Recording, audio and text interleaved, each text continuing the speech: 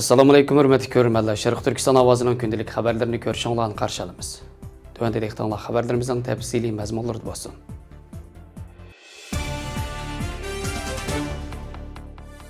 Sharqiy Turkiston mustaqilligini qo'lga keltirish yo'lida issiq jonlarni taqdim qilgan.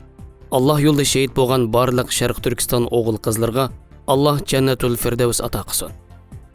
Buningdan 24 yil burun Sharq Turkistonning G'ulji shahrida yuz bergan 5 fevral G'ulji inqilobi Sharq Turkistonning yaqinqi zamon tarixidagi Xitoyga qarshi ilib berilgan portlash xarakterli inqilob bo'lib, to'lagan badallar, tuproqda yotgan shahidlarni xotirlash, butun dunyo xalqiga zolim tajovuzchi Xitoyning rahimsizligini bildirish uchun Sharq Turkiston surgun dokumenti 5 fevral juma kuni Amerika Tashqi ishlar ministrligi oldida namoyish o'tkazishga chaqiriq qilib mundoq dedi.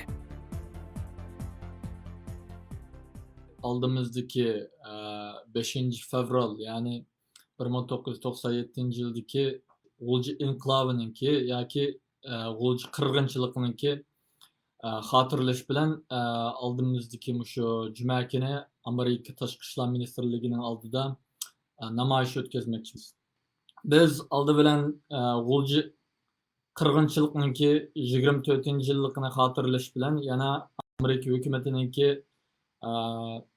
Amerika Tashqi ishlar ministrligininki Sharq Turkiston davosi uchun, Sharq Turkiston uchun yani texnik ko'p harakat qilishini talab qilamiz va irqiy qirg'inchilik deb e'tirof qilganlik uchun rahmat aytamiz va hozirgi ba'zi gaplar bo'layotdi bu irqiy qirg'inchilik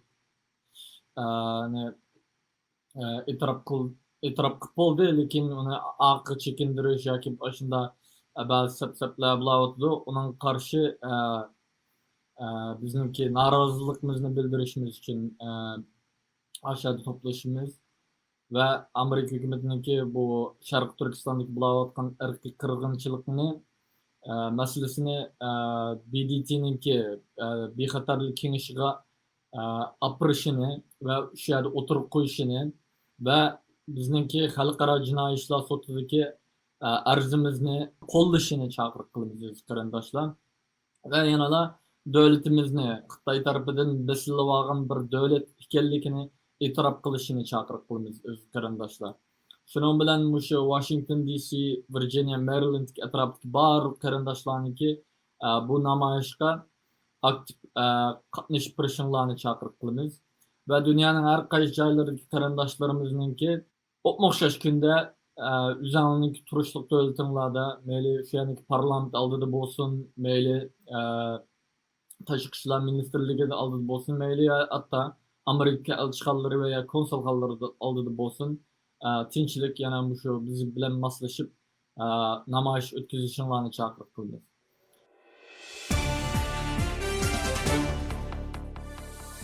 Xalqaro Uyg'urlarga irqiy qirg'inchilik, insoniyatga qarshi jinoyat ilib berish bilan ayblanayotgan Xitoy hukumatı Sharq Turkistonning janubidagi oblast va viloyatlarda atalmish davlat o'rtaq tili va emgak mahorat tarbiyasini kuchaytirganligini bildirgan.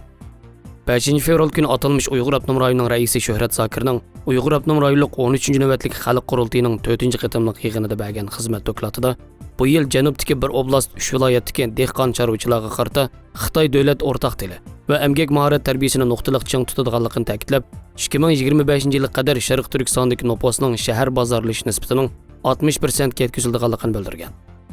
O Qashqar bilan G'uljini markaz qilgan shaharlashning chegara bo'yidagi rayonlarga qarab kengaytirilganligini, Sharq Turkistonning bu yil yana 200 million Xitoy sayohatchi kutib olganligini bildirgan.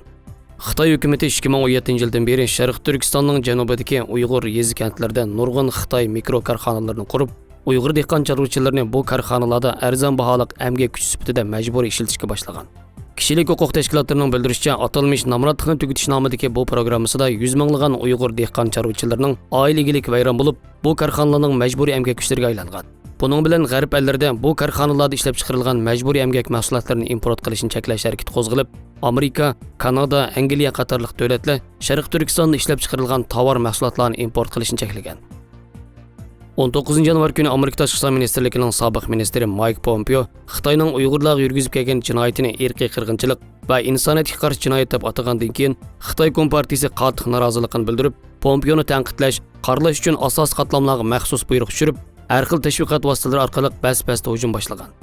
Atalmış Uyghur Abnum rayonu reisi Shuhrat Zokir Amerika Tashqi ishlar ministrligining sobiq ministri Mike Pompeoning bayonotini ayblab, uzun yozma e'lon qilib, Mike Pompeo'ni Xitoyning ichki ishlariga aralashdi. Xitoyning Xinjiangni tuzash siyosatiga hujum qildi. Xalqaro nizomga xiloflik qildi. Xinjiangdagi har millat xalqining baxtli turmushi qora surkidi deb ayblab, qat'iy qarshi turadiganligini bildirgan.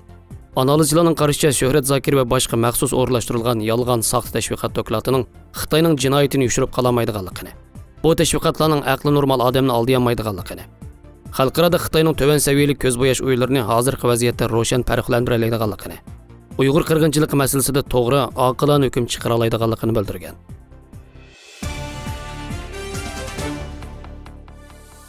Xitoy Kompartiyasining hukmronligida ishlab chiqarilgan har xil soxta tovarlar kundan-kun ko'paymoqda. Hozirgidek Xitoy virusi butun dunyoni qoplagan. Kishilarning jiniga bevosita tahdid solayotgan. Yuqumlanish, o'lish nisbati favqulodda yuqori bo'layotgan. Butun dunyo xalqi Xitoy virusiga qarshilik ko'rsatayotgan mazgilda Xitoyda ishlab chiqarilgan soxta maska, nafaslantirish uskunalari, davolash, qo'g'dash uskunalari orqa-orqadan o'tirg'i chiqib ayblashga uchirgan. Amdilikda aldamchilikqa ko'nib ketgan hilgar Xitoylarning bir turkum soxta vaksinasini tarqatganligi oshkorlangan. Xitoy Kommunistik partiyasining taratqusi bo'lgan Xinhua To'rining 1-fevral xabarida Jiangsu, Beijing, Shandong va boshqa joylarda soxta vaksina ishlab chiqaradigan o'rinni bayqaganligi, kam deganda 80 jinoyat komandalari qatnashganligini, naq maydondan 3000 dan ortiq soxta vaksina topilganligi, 2020-yil sentabr oyidan boshlab oldin tayyorlangan pechatlangan okollarga fiziologik tuz suyini aralashtirish orqali soxta Xitoy virusi vaksinasi pishiqlab ishlab, yuqori bahada sotganligini xabar qilgan. Xitoy fuqarolari g'azablanib butun dunyoning ko'zi tikilib turadigan, oyatlikni saqlab qoladigan Xitoy virusi vaksinasida soxtalik ko'rilgan bo'lsa, boshqa turdagi vaksinaning qanchasi soxta ekanligini ko'rib olg'ili bo'lganligini. Xitoy Kompartiyasining hukmronligida poraxo'r hukumat bilan qora niyat savdogarlarning til beriktirib, iqtisodiy foyda qo'g'lishib, insoniyatga ziyonli ishlarni qilganligidan nafratlanib, soxta vaksinaning qayerda sotilganligini oshkorlashni talab qilgan. Xitoy Kompartiyasining navbatdagi Xitoy virusi va vaksina tadqiqoti hamda taraqqiyotiga oid ma'lumotlar bir sir bo'lib, sirtqi dunyoga hech qanday uchur bermagan.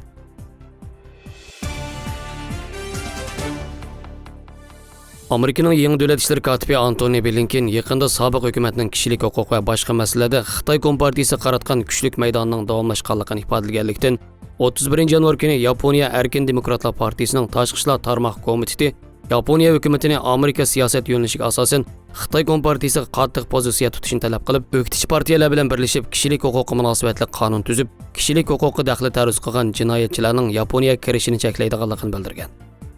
Yaponiya radio jamiyatining xabar qaraganda, Erkin Demokratlar Partiyasining diplomatik guruhi bu maqsad uchun maxsus guruh qurib, hukumatdan kishilik huquq masalasiga ahamiyat beradigan diplomatiyani yo'l qo'yishni talab qilgan. Buningdan boshqa Xitoy kishilik huquq masalasida Yaponiya hukumatining Amerika va boshqa davlatlar bilan davomli yaqindan hamkorlashib, Xitoydan kishilik huquq masalasida ochiq tushuncha berishni talab qilgan. Amerika tashqi ishlar ministri Blinken 20 yanvar Kengash palatasi tashqi ishlar komiteti xodimlarining isbot anglash yig'inida Xitoy Kompartiyasining Uyg'urlarni va bolalarni atalmish qayta tarbiyalash qalbiqi bilan begunoh kishilarni majburiy jazo lagerlariga solib, o'zligini, kimligini tashlab Xitoy Kompartiyasining ideologiyasini e'tirof qilishga majburlaganligi, o'zining sobiq davlat ishlari kotibi Mike Pompeo'ning Xitoy Kompartiyasini Sharq Turkiston Uyg'urlarini bostirishni irqiy qirg'inchilik va insoniyatga qarshi jinoyat deb bekitganligini qo'llaydiganligini, vazifaga o'tirgandan keyingi bir oy ichida harakat qo'llanadiganligini, Amerikaning Sharq Turkistonda majburiy emgak bilan ishlab chiqarilgan tovarlarni import qilmaslikka kafolat qiladiganligini, yoki Xitoy Kompartiyasi tarafidan Amerikaning sherik bo'lib qolishining oldini olish uchun kishilik huquqi daxli taruz qilishga ishlatiladigan texnika va uskunalarni eksport qilmaydiganligini bildirgan.